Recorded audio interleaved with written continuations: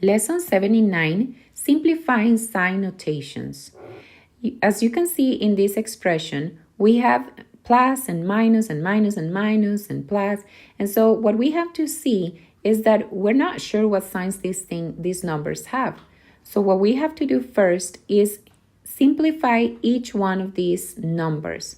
Look at the signs that they have in front and then decide what is the final sign.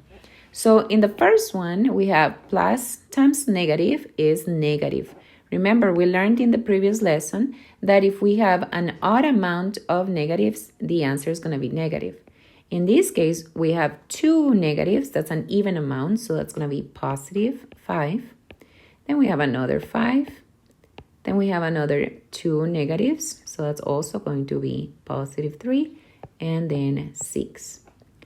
Once we know exactly what sign each of the numbers has, then you can do the rules of addition of signed numbers and add all the positives, the negatives, and then together. So here we have negative 4 plus 5 plus 5 is 10, plus 3 plus 6 is 19. Now that we have two different signs, a negative 4 and a positive 19, we subtract, which will be 15, and we choose the sign of the biggest, in this case, positive. Let's do another example. In this second example, we do the same. So we have 2 negatives, that's going to be a positive 2.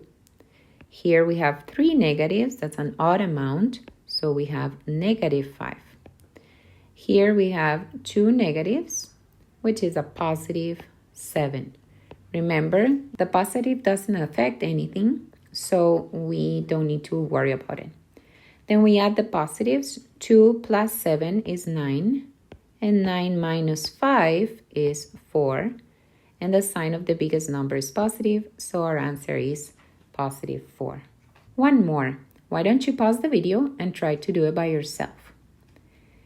Okay, so in this case, we have 2 negatives, that's a positive 4. Then we have 1 negative, that is a negative 2. And then we have 3 negatives, that is a negative 6.